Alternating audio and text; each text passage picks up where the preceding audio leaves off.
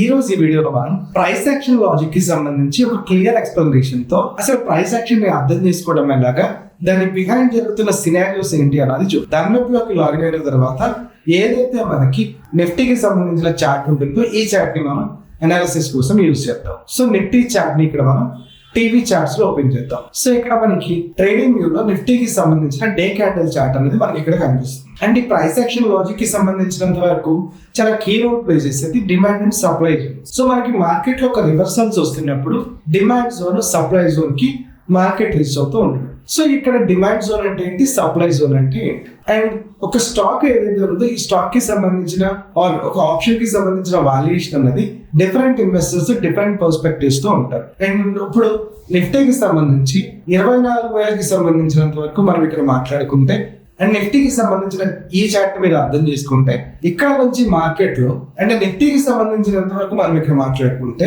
మనకి మార్కెట్ లో ఇక్కడ నుంచి రెడ్ క్యాండిల్ వచ్చి డౌన్ సైడ్ రావడానికి చూస్తారు. బట్ ఓవరాల్ గా మార్కెట్ అలా డౌన్ ఫాల్ అనే వస్తూ ఈ సిచ్యువేషన్ వరకు రావడానికి చూస్తాం. అండ్ ఏమైంది, ఇక్కడ కొన్ని రోజులు కన్సాలిడేట్ అవడానికి చూసాము. అండ్ అగైన్ ఇక్కడికి వచ్చిన తర్వాత అదే రెడ్ క్యాండిల్ ఏదైతే ఉందో ఆ రెడ్ క్యాండిల్ ఇక్కడ నుంచి రివర్సల్ తీసుకొని ఒక హ్యూజ్ మొమెంటం ని ఇక్కడ నుంచి ఇక్కడికి చూస్తాం. అండ్ దాని వెనుక మనం చూసినట్లయితే మనకి ఇక్కడ నుంచి ఇక్కడ దాకా ఒక హ్యూజ్ మొమెంటం రావడానికి చూస్తాం. సో మనకి ఇక్కడ నుంచి ఇక్కడ దాకా వెళ్తుంది లేదా ఈ ప్రైస్ నుంచి ఈ ప్రైస్ దాకా వెళ్తుంది అన్నది మనం అర్థం చేసుకోవాలి అనుకుంటే అక్కడ మనకి మార్కెట్ ఎలాంటి సిగ్నల్స్ ఇస్తుంది అన్నది చూసుకోవాల్సి ఉంటుంది. సో ఇక్కడ మనకి చార్ట్ మీద మనం గమనించినప్పుడు 22,000 దగ్గర ఇక్కడ బాటమ్ లైన్ మనం ఇక్కడ డ్రా చేసుకున్నాము, బికాస్ ఇక్కడ రివర్సల్ తీసుకుంది. అండ్ మనం ఒకవేళ పాస్ట్ కనుక వెళ్ళి చూస్తే మనకి ఇక్కడ అదే రివర్సల్ ఇక్కడ నుంచి తీసుకొని ఒక మొమెంటం రావడానికి చూస్తున్నాము. సో ఇలా మనకి ట్రేడర్స్ ఇంతకు ముందు అక్యుములేట్ చేసుకున్న పాయింట్ ఏదైతే ఉంటుందో అక్కడే మళ్ళీ అక్యుములేషన్ అనేది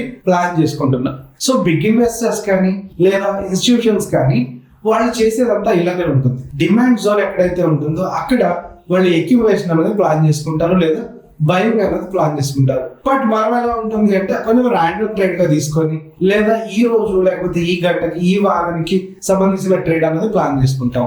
బట్ అదే మనం కనుక ఇక్కడ చూసినట్లయితే ఎప్పుడో జూన్ 2024 లో ఒక ప్రైస్ పాయింట్ నుంచి మార్కెట్ రివర్సల్ అవడానికి చూస్తాం. బట్ అగైన్ అదే మనం ఇక్కడ కంపేర్ చేసుకున్నప్పుడు అక్కడెక్కడ జోన్ లో జరిగింది మళ్ళీ అగైన్ 25th. సో అగైన్ మనం ఇక్కడ చూసుకున్నప్పుడు అది మార్చ్ 2025 లో అదే ప్యాటర్న్ రిపీట్ అవడానికి చూస్తున్నాం. Investments in the securities market are subject to market risk. Read all the related documents carefully before investing.